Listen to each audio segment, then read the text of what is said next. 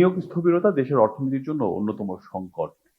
অন্তর্বর্তী সরকারের সময় বিনিয়োগ প্রসঙ্গে আলোচনা হলেই প্রায় সকল মহলে একটি কথা বলেছে যে রাজনৈতিক সরকার এলে এই পরিস্থিতি বা এই সংকটের সমাধান সম্ভব। কিন্তু নির্বাচিত সরকার আম তার দায়িত্ব পালন শুরু করেছেন প্রায় ২.৫ মাস হলো। এই সময়ের মধ্যে বিনিয়োগ কিংবা বাণিজ্য পরিস্থিতির অবস্থা কেমন? সে প্রসঙ্গে আলোচনা করতে আমরা আজকে ওয়ান নিউজের মুখোমুখি হয়েছেন Dhaka chamber of commerce and industries এর প্রেসিডেন্ট তাসকিন আহমেদ। সাথে আছি আমি রিয়াজ হাসান। স্বাগত জানাচ্ছি আপনাকে। আসসালামু আলাইকুম। আমাকে এখানে আজকে ইনভাইট করার জন্য আপনাদেরকেও ধন্যবাদ। জি, দীর্ঘদিন ধরে আমরা দেখছি যে এক ধরনের স্থবির অবস্থার মধ্য দিয়ে যাচ্ছে আমাদের দেশের বিনিয়োগ পরিস্থিতি, বিশেষ করে রাজনৈতিক অস্থিরতা। তার বাইরে আমরা দেখেছি যে মূল্যস্ফীতিকে নিয়ন্ত্রণ করতে যে সুদের হার বাড়ানো, সবকিছু মিলিয়ে এক ধরনের স্থবিরতার মধ্য দিয়ে গিয়েছে। এখন কি অবস্থায় আছে? অন্তর্বর্তী সরকারের সময়ও যেটা বলেছি, বিনিয়োগ পরিবেশ এটা কিন্তু একটা খুব কমপ্লেক্স একটা সাবজেক্ট। এটা কিন্তু আপনি কোনো মাপকাঠি দিয়ে কিন্তু আপনি এটাকে নির্ণয় করতে পারবেন না। তো আমরা অন্তর্বর্তী সরকারের সময় যেই ৪টা মূল প্রবলেমগুলো আইডেন্টিফাই করেছিলাম, তার মধ্যে সবচেয়ে আগে ছিল হলো মব ভায়োলেন্স এবং বিজনেস এনভায়রনমেন্টটা একদম খুব বাজে তলানিতে চলে যাওয়া। সেকেন্ড ওয়াজ এনার্জি ক্রাইসিস। থার্ড ওয়াজ ব্যাংকিং সিচুয়েশন। আর তারপরেরটা যেটা আমাদের ইনফ্রাস্ট্রাকচার এবং লজিস্টিক্স সমস্যাটা। তো আমরা খুবই ব্যবসায়ী মহল থেকে একটা আশ্বস্ত যেটা হয়েছে, দেখেন একটা নির্বাচিত সরকার আসার সাথে সাথে আমাদের মব ভায়োলেন্স কালচারটা কিন্তু কমপ্লিটলি উধাও হয়ে গেছে। এবং আমাদের এই ইন্টারিম গভর্নমেন্ট যখনই একটা অনির্বাচিত সরকার চলে আসে, তখনই কিন্তু ব্যবসার যে পরিবেশটা এবং কনফিডেন্সটা কিন্তু একদম তলানিতে চলে যায়। আপনারাও যেটা দেখেছেন যে প্রায় ২০ বছরের মধ্যে কিন্তু আমাদের জিডিপি গ্রোথ লোয়েস্ট আছে, ক্রেডিট গ্রোথ লোয়েস্ট তলানিতে চলে গেছে। তো এটা ঠিক হওয়ার জন্য কিছুটা সময় দিতে হবে। ভেরি আনফর্চুনেটলি আমাদের এই নবনির্বাচিত একটা শক্ত এবং একটা ভেরি স্ট্রং গভর্নমেন্ট কিন্তু নির্বাচিত হয়ে সরকার গঠন করেছে। বাট আনফর্চুনেটলি ওনারা ১ মাস যেতে না যেতেই কিন্তু একটা মিডল ইস্ট ওয়ার, যেটা সারা পৃথিবীর অর্থনীতিকে কিন্তু একটা ভয়ঙ্কর একটা অন্ধকারের দিকে ঠেলে নিয়ে যেতে চাচ্ছে। অ্যাজ লং অ্যাজ আমাদের দেশটা একটু কনসার্ন, এই জিনিসটা তো ধরেন মিডল ইস্ট ক্রাইসিসটা তো একটা এক্সটার্নাল ফ্যাক্টর। এটার মধ্যে বাংলাদেশের কন্ট্রিবিউশনটা খুবই নমিনাল হবে। কিন্তু ইন্টারনাল ফ্যাক্টরের মধ্যে যেমন আমাদের বহু বছরের কিন্তু কিছু রং স্ট্র্যাটেজির জন্য আমরা কিন্তু একটা আমদানি নির্ভর হয়ে গেছি এনার্জি ক্রাইসিসের, মানে এলপিজি এলএনজি ইম্পোর্টে। তো এই জিনিসটাকে ঠিক করে নিয়ে এসে আবার এক্সপ্লোরেশন, আপনারা অলরেডি দেখেছেন গত সপ্তাহে প্রায় ৯৫০ কোটি টাকা খরচ করে কিন্তু চাইনিজ একটা কোম্পানিকে অফশোর অ্যান্ড অনশোর এক্সপ্লোরেশনের জন্য কিন্তু একটা কার্যাদেশ দেওয়া হয়েছে। ভবিষ্যৎ হোক নিরাপদ, বিনিয়োগ হোক বিশ্বস্ত, আর আমার পছন্দ সল্ট বে। ওয়েলকাম টু সল্ট বে। আমি তো মনে করি ২.৫ মাসের মধ্যে এত সুইফট কাজ করাটা এটা কিন্তু রিয়েলি প্রশংসার দাবিদার। সেকেন্ড, আপনারা দেখতে পাচ্ছেন যে অলরেডি বাংলাদেশ ব্যাংক, কারণ ওনারা এই সরকার নির্বাচিত সরকার কিন্তু একটা ম্যান্ডেট নিয়ে এসছে যে ওনারা ১ কোটি কর্মসংস্থান দিবেন। সো এই কিছু কিছু জিনিস কিন্তু প্রাইভেট সেক্টরকে কিন্তু একটু অনুপ্রাণিত করে যে ঠিক আছে, আপনি কোত্থেকে দিবেন। আমাদের দেশের প্রায় ৮৫% কর্মসংস্থান তো প্রাইভেট সেক্টরই যোগান দিচ্ছে। সো আমাদের যেই গত, আমি বলবো না যে অন্তর্বর্তী সরকার, আমি তো গত প্রায় ৬ বছর ধরেই কিন্তু আমাদের অর্থনীতিটা একটা বিভিন্ন ইন্টারনাল অ্যান্ড এক্সটার্নাল ইস্যুজের জন্য, চ্যালেঞ্জের জন্য চাপের মুখে পড়ে গেছে। কোভিড গেল, তারপরে আবার রাশিয়া ইউক্রেন যুদ্ধে আপনার ওভারনাইট পৃথিবীর সবচেয়ে হাইয়েস্ট তেলের দাম বেড়ে গেল প্রায় ৫১%, টাকা ডিভ্যালু হওয়া শুরু করলো প্রায় ৪১%। তারপরে যখন একটা জুলাইয়ের গণ অভ্যুত্থান ২৪-এর আমরা দেখলাম। তো এরপর থেকে আমরা আপনাকে কিন্তু ১-২ বছর সময় দিতে হবে যদি আপনি এটা নির্ণয় করতে চান যে একটা নির্বাচিত সরকার ভালোর দিকে বা ব্যবসা ভালোর দিকে করছে কিনা। সম্প্রতি আমরা এক অনুষ্ঠানে স্থানীয় সরকার পল্লী উন্নয়ন ও সমবায় মন্ত্রী জনাব মির্জা ফখরুল ইসলাম আলমগীর তিনি বলেছেন যে দেশের বিনিয়োগের সবচেয়ে বড় বাধা আমলাতান্ত্রিক জটিলতা কিংবা ধীর গতি। আহ এটি কি একমাত্র সমস্যা না আরো কিছু আছে, বিশেষ করে এই সরকারি পর্যায়ে? আমি যেটা বলবো যে সবচেয়ে বড় বলে বলাটা ভুল হবে। ৪-৫টা মেজর রিজনের জন্য, যেটা আমলাতান্ত্রিক জটিলতার মূল উদ্দেশ্যে কিন্তু এনবিআর চলে আসে।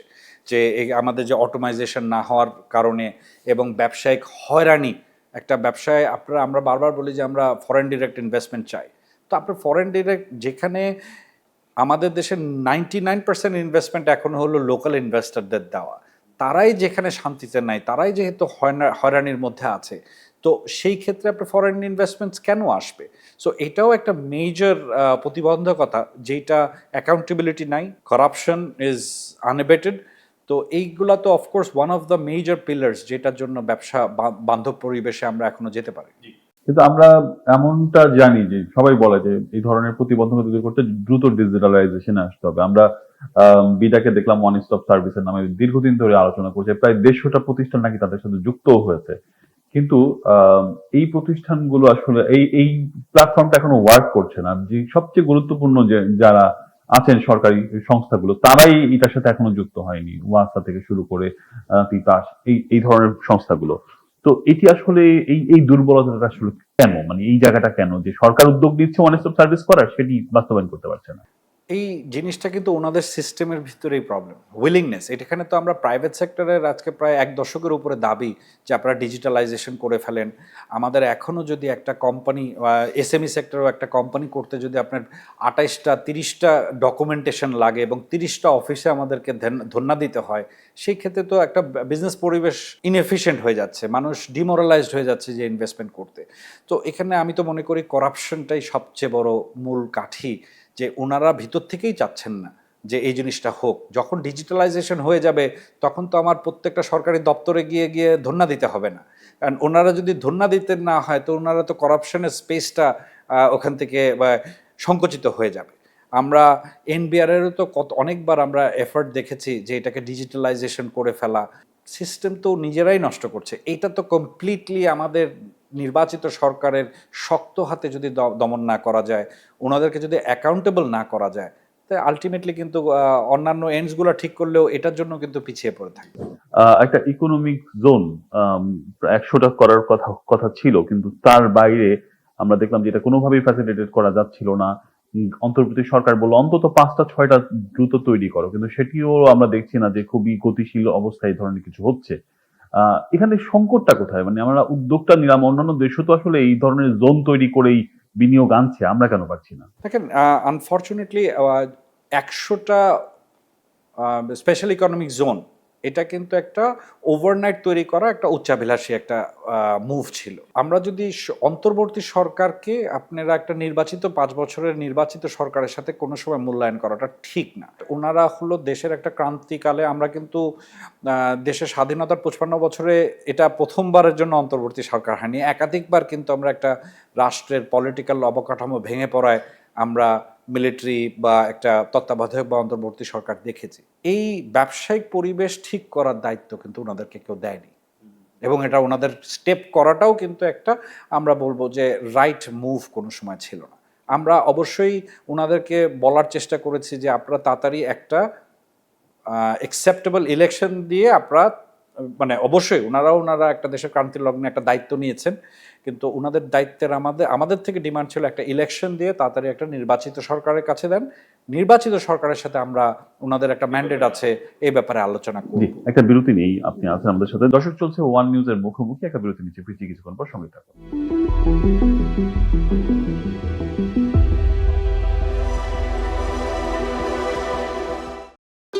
ভবিষ্যৎ হোক নিরাপদ, বিনিয়োগ হোক বিশ্বস্ত, আর আমার পছন্দ সল্ট বে। Welcome to Salt Bay.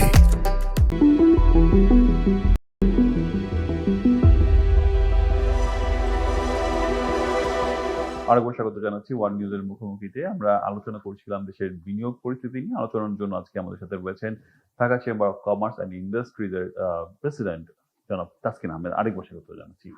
আমরা আলোচনা করছিলাম বিশেষ করে অর্থনৈতিক অঞ্চল নিয়ে। আমরা জানি যে বন্দর নিয়েও এক ধরনের সংকট, এবং এটা নিয়ে বিভিন্ন আলোচনা সমালোচনা রয়েছে। বন্দর ব্যবস্থাটার অবস্থা কেমন আছে আসলে? আমরা সবাই জানি আমাদের কিন্তু ওয়ার্ল্ডের ইন্ডেক্সে আমাদের চিটাগং পোর্ট কিন্তু আমাদের দেশের অর্থনীতির লাইফলাইন। আপনারা আমাদের এক্সপোর্ট বলেন, এবং আমরা এখনও কিন্তু একটা ইম্পোর্ট ডিপেন্ডেন্ট, আমদানি নির্ভর একটা দেশ। তো চিটাগং পোর্টকে ছাড়া কিন্তু আমরা চিন্তাই করতে পারি না সামনের দিকে আগানো। আমরা অবশ্যই বলবো স্বাধীনতার 50-55 বছরে দেশ কিন্তু অনেক দিকে এগিয়েছে, কিন্তু ওই যে অ্যাকাউন্টেবিলিটি অ্যান্ড করাপশনটা অনেক আমাদের প্রাপ্তিটাকে পিছে ফেলে দিয়েছে। এখনও আমাদের একটা মাল ছাড়াতে 7 দিনের বেশি লেগে যায়, অনেক সময় 10 দিন 2 সপ্তাহ লেগে যায়, এক্সপোর্ট করতে গেলেও অনেক সময় কনজেশন হয়ে যায়। সো এটাকে আরও অনেক আগেই সরকারের একটা প্রায়োরিটি প্রজেক্ট হিসেবে, যেমন আমরা বলি যে পদ্মা ব্রিজ, অবশ্যই এটা একটা আমাদের গর্বের বিষয়, কিন্তু পদ্মা ব্রিজের আগে আরও 20 বছর আগে কিন্তু ঢাকা চিটাগং এক্সপ্রেসওয়েটা সম্ভবত হলে ট্রেডটা আরও অনেক গতি পেত। চিটাগং পোর্টের মডার্নাইজেশন ছাড়া আপনাকে দেখেন, আপনার এটা তো আমরা এক্সটার্নাল দেশের সাথে, সিঙ্গাপুর হতে পারে, ইউরোপ হতে পারে, পৃথিবীর বিভিন্ন দেশের সাথে আমরা ট্রেডের জন্য আমরা করি। আমাদের এই ইনএফিসিয়েন্সির জন্য এবং করাপশনের জন্য বহির্বিশ্বের অনেক জাহাজ কিন্তু আসতেও চায় না। তারপরেও যেহেতু আসতে সম্মতি দেয়, তারা কিন্তু আরও অনেক বেশি রেট চার্জ করে। সো আমরা লজিস্টিক এক্সপেন্ডিচার কিন্তু পৃথিবীর তো বাদ দিলাম, এই সাবকন্টিনেন্ট সাউথ এশিয়া তো প্রায় আমাদের দেশের ডাবল, আমাদের প্রতিবেশী দেশের থেকে কিন্তু প্রায় ডাবল। সো এই জিনিসটা আলটিমেটলি কিন্তু ব্যবসাকে ইনএফিশিয়েন্ট করে তুলছে। তার বাইরে আসলে সামনে বাজেট আছে, এই যে একটি এখন সবচেয়ে বেশি আলোচিত বিষয়। এই সরকার একটা বড় আকারের বাজেট দিচ্ছে, যেহেতু বড় আকারে, সেক্ষেত্রে নতুন করে কর ছাড়ের কোনো সুবিধা নেই, সুযোগ নেই, বরং আরো কর ইম্পোজ করার ব্যাপারে আশঙ্কা করা যাচ্ছে আর কি। সবকিছু মিলিয়ে বিনিয়োগ বাণিজ্যের খাতে, সবকিছু মিলিয়ে বিনিয়োগ এবং বাণিজ্যের স্বার্থে কোন ধরনের বাজেট আসলে প্রত্যাশা করছেন আপনারা? দেখেন, সরকার তো কোনো আলাদিনের চিরাগ সাথে নিয়ে আসেনি। আমাদের ব্যবসায়িক মহল হোক, আপামর জনতা হোক, আমাদেরকে বুঝতে হবে যে আমাদের অলমোস্ট 95% আমাদের যে জ্বালানি নির্ভরতা কিন্তু আমদানির উপরে। সেখানে $58-60 ব্যারেল এখন $100 উপরে আছে। তো সরকার এই এক্সট্রা অর্থটা কোথা থেকে যোগান দিবে? তো আমরা বিশ্বাস রাখি যে আমাদের মাননীয় অর্থমন্ত্রী গত সপ্তাহে বলেছেন যে এবার কিছু আনপপুলার ডিসিশনস নিতে হবে, এবং এটাই কিন্তু কারেক্ট ডিরেকশন। আগামী 2 বছর যেমন আমাদের ট্যাক্স নেট বাড়ানো, মানুষকে ডিজিটাল ইকোনমির দিকে নিয়ে আসা, এদিকে কিছু শক্ত এবং হস্তক্ষেপ এবং মুভটা প্রয়োজন এই ইকোনমিটাকে আবার রিভাইভ করার জন্য। আমরা মনে করি এই বাজেটটা উচ্চাভিলাষী না হয়ে বাস্তবসম্মত দিকে এবং অর্থনৈতিক গতি আবার ফিরিয়ে আনার জন্য, যে আমাদের ব্যাংকিং সেক্টরে যে অর্থনীতিটা চলছে, আমরা প্রাইভেট সেক্টর থেকে জানতে চাচ্ছি যে এনার্জি সিকিউরিটি, এটা তো এনার্জি আপনার রাতারাতি তো ঠিক করতে পারবেন না, যে আগামী 2 বছর বা 3 বছর লেগে যাবে, যে এক্সপ্লোরেশনের মাধ্যমে যদি পারা যায়। তো এগুলার মানে রোড ম্যাপটা আমরা চাচ্ছি, যে একটা সুন্দর যদি রোড ম্যাপ হয়, আমরা বিশ্বাস রাখি যে আগামী 2 বছরের মধ্যে ইকোনমিটা কিন্তু ঘুরে দাঁড়িয়ে আবার 6-6.5% অতিক্রম করে ফেলবে জিডিপি। জি, আপনি শুরুর দিকে একটু আলোচনার মধ্যে বলেছিলেন যে এনবিআর প্রসঙ্গটা, কারণ এই যে ট্যাক্স বা কর, যেগুলার সবচেয়ে বেশি ব্যবসায়ী বা বিনিয়োগকারীদের সাথে সবচেয়ে বেশি যে সম্পর্কটা সরকারের, সেই জায়গায় অনেক ভোগান্তি থেকে যায়, এবং সেই জায়গা থেকে এনবিআরও বের হতে চায় না, সরকারের আমলাতান্ত্রিক এক ধরনের জটিল একটা ধাঁধায় পড়ে যায়। এনবিআর কে আরো বেশি অ্যাক্টিভ করতে কি করা উচিত? ব্যবসায়ের স্বার্থে ডিজিটালাইজেশনের কথা বলছে, নেট বাড়ানোর কথা বলছে, কিন্তু এটি আসলে অনেক দিনের আলোচনা। দুই জিনিস, একটা হলো এনবিআরকে ডিজিটালাইজেশন করা ছাড়া আর ওদের ওখান থেকে কারাপশনটাকে, এই যে হয়রানিমূলক যে প্রবণতাটা, এখান থেকে বেরিয়ে আসতেই হবে। আপনারা জানেন যে আমরা এলডিসি গ্র্যাজুয়েশনের একটা আমরা পিছানোর জন্য একটা আমরা বলবো কৌশলগত বিরতির জন্য আমরা একটা অ্যাপ্লিকেশন করেছি, এবং আমরা আশা রাখি, উই আর কনফিডেন্ট আমরা এটা পেয়ে যাব জাতিসংঘের থেকে। তারপরেও কিন্তু 3 বছর কিন্তু তেমন একটা বড় সময় নয়। আমরা ব্যবসায়ীরা যদি অর্থনীতিকে সামনে না নিয়ে আসতে পারি, রেভিনিউ জেনারেশনও কিন্তু কোনোদিন বাড়বে না। একটা হলো এনবিআরকে ডিজিটালাইজেশন করা, সেকেন্ড হলো সরকারের পলিটিক্যাল উইলটা থাকতে হবে, যে আপনার ঘুরে ফিরে উচ্চবিলাসী এবং এই ঢাকার চিটাগং কেন্দ্রিকই যদি আপনার রেভিনিউ জেনারেশনে থাকেন। আমরা আপনাকে একটা তথ্য দিই যে প্রায় 45% দেশের অর্থনৈতিক জিডিপির 45% কন্ট্রিবিউট করে ঢাকার চিটাগং, কিন্তু এই ঢাকার চিটাগং রেভিনিউ জেনারেশনের প্রায় 87% করে। তার মানে বাকি 62 জেলা মিলে মাত্র 13% রেভিনিউ জেনারেশনে কন্ট্রিবিউশন করছে। সো এটাকে যদি আপনি ট্যাক্স নেটটাকে বাড়াতে না পারেন, আপনি কঠিনতর ট্যাক্স বাড়িয়ে আপনি কিন্তু আপনার রেভিনিউ জেনারেশন করতে পারবেন। জি, আপনি আলোচনা করছিলেন এলডিসি গ্র্যাজুয়েশন প্রসঙ্গে, সেই প্রসঙ্গে একটু আসবো, একটা বিরতি নিয়ে আসছি। দর্শক, চলছে ওয়ান নিউজের মুখোমুখি, একটা বিরতি নিচ্ছি, ফিরছি কিছুক্ষণ পর, সঙ্গে থাকুন।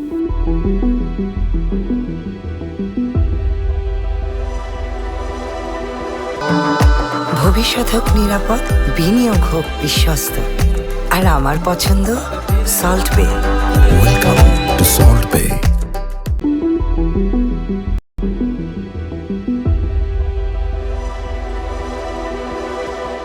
আবার স্বাগত জানাচ্ছি ওয়ান নিউজের মুখোমুখিতে।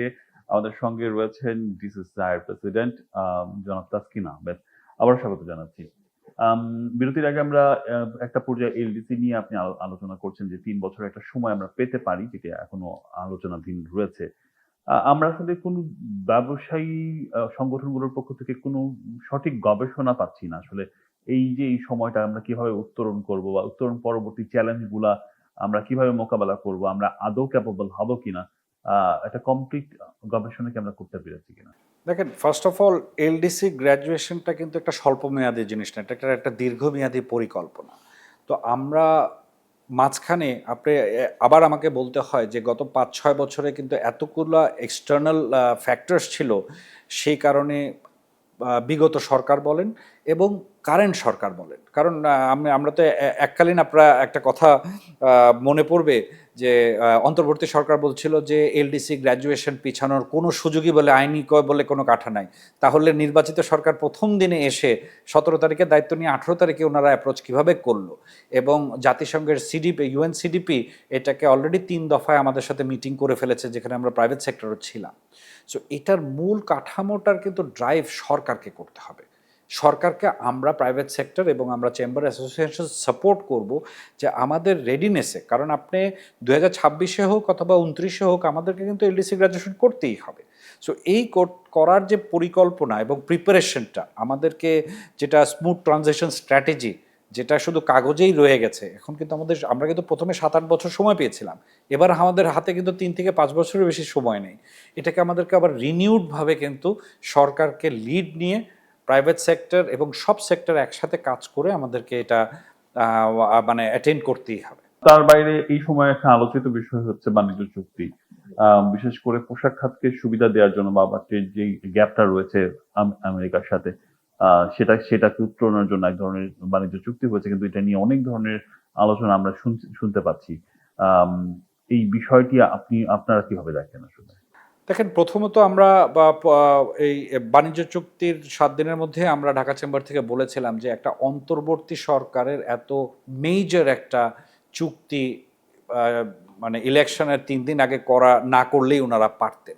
কিন্তু যে কোনো চুক্তিতে আপনি কিভাবে এক্সপেক্ট করেন যে দুটো দেশ যখন ক্রিকেট খেলে একবার এক দেশ জিতবে আরেকবার আরেক দেশ জিতবে, তো স্বাভাবিকভাবে যখন দুটো দেশ একটা চুক্তি করে তারা তো চাবে যে যতটুকু ক্যাপাসিটিতে পারা যায়, মানে চুক্তির কিছু অঙ্ক নিজেদের সাইডে বা নিজেদের ফেভারে আনবে।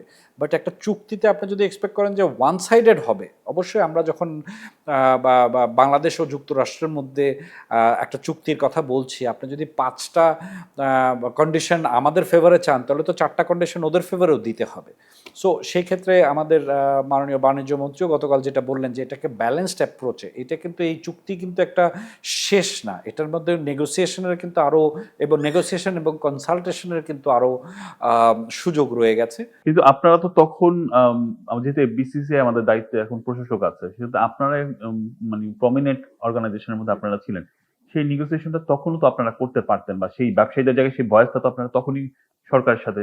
আনফর্চুনেটলি আপনারা জেনেছেন, এটা বেশি দিন আগের কথা না, পুরো অন্তর্বর্তী সরকারের 18 মাস ওনারা কিন্তু আমাদের ব্যবসায়িক মহলের সাথে কোনো রকম এঙ্গেজমেন্ট করেননি। আমরা অনেকবার কিন্তু ওনাদের দরজা নক করেছি যে আপনারা কি করতে যাচ্ছেন, বা শুধু এই বাণিজ্য চুক্তি না, অন্যান্য ব্যবসায়িক ব্যাপারেও আলাপ করেছি, কিন্তু ওনারা ওনাদের মতো করে মুভ করেছেন, যেটা কিন্তু আমরা বলবো কিছুটা হলেও আমাদের দেশের অর্থনীতি এবং ভবিষ্যৎকে একটু নেগেটিভ দিকে ঠেলে দিয়েছে। আমাদের 2024-25 অর্থ বছরে আমরা দেখলাম যে বিডার হিসাব অনুযায়ী প্রায় 58% বিনিয়োগ প্রস্তাব কমে গেছে, ফরেন বিনিয়োগ। বিডার চেয়ারম্যান বলছে যে এটি আসলে একটা বিনিয়োগ পরিস্থিতি তৈরি হওয়া এবং সিদ্ধান্ত নেওয়া একটা সময়ের ব্যাপার, যার কারণে এই ধরনের সংকট তৈরি হয়েছে, যেটি আসলে সমাধান খুব অচিরেই হবে। আপনি মনে করেন কিনা? আমরা ক্লিয়ারলি বলতে চাই যে অন্তর্বর্তী সরকারের আমলের যতগুলো আপনি বিডার প্রশ্ন বলছেন, আমরা প্রাইভেট সেক্টর থেকে কিন্তু কমপ্লিটলি ওনারা কি করছেন আমাদের সাথে কোনো সম্পর্ক নাই। উনি একটা সামিট করে ফেললেন যেখানে প্রাইভেট সেক্টর কোনো পার্টিসিপেশন ছিল না। পরবর্তী শুনলাম যে বোধহয় ডলার বিলিয়ন বিলিয়ন ডলার চলে আসছে। আমরা আপনাদেরকেই জিজ্ঞেস করবো যে ডলারটা কোথায় আছে, চলে আসছে যে। সো আমি ওনারটা একমত না, কারণ একটা বিনিয়োগ আসার জন্য কতগুলো পিলার্স আছে, যে মানে ইজ অফ ডুইং বিজনেসের সিচুয়েশনটা কীরকম, এনার্জি সিকিউরিটিটা কীরকম, ব্যাংকিং সেক্টরটা কীরকম, ইনফ্রাস্ট্রাকচার লজিস্টিক্সের মানে অবস্থাটা, মানে এফিসিয়েন্সিটা কী লেভেলে চলছে। তো আনফর্চুনেটলি গত 5-7 বছরে সবগুলো জিনিসই কিন্তু আমাদের ডেভেলপমেন্ট হয়নি, অথবা নিচের দিকে চলে গেছে। তো স্বাভাবিকভাবে আমরা প্রাইভেট সেক্টর থেকে বলি যে আমরা মনে করি যে আজকে একটা বা ইলেক্টেড গভর্নমেন্ট চলে আসছে, কালকে থেকে বিনিয়োগ চলে আসবে, সেটা কিন্তু মনে করাটা ঠিক হবে না। আপনার মানে সেটা আমি যেটা প্রথমেও বললাম, যে বিনিয়োগ পরিবেশ এটা কিন্তু একটা কোনো মাপকাঠি দিয়ে করতে পারবেন না, যে এই 5-6টা পিলারকে যত ডেভেলপ করতে থাকবেন, অটোমেটিক কিন্তু ইনভেস্টমেন্টস আমাদের দেশে চলে আসবে। অনেক ধন্যবাদ। আপনি পিলারের কথা বলছিলেন যে শুধু একটা ইভেন্ট ধরেই আসলে এই বিনিয়োগ আসবে না, অনেকগুলো পিলার্স আছে, পিলার্স গুলোর সমাধান করতে হবে। আমরা মনে করি সরকার ব্যাপারে নজর দেবেন। অনেক ধন্যবাদ আমাদের সময় দেওয়ার জন্য। দর্শক, ওয়ান নিউজের মুখোমুখি ছিলেন তাসকিন আহমেদ। আজ তার সাথে বিনিয়োগ পরিস্থিতি নিয়ে কথা বলেছি। আগামীকাল আবারও নতুন কোনো অতিথি নিয়ে আপনাদের সাথে যুক্ত হবো। সে পর্যন্ত ভালো থাকুন, চ্যানেল ওয়ানের সঙ্গে থাকুন।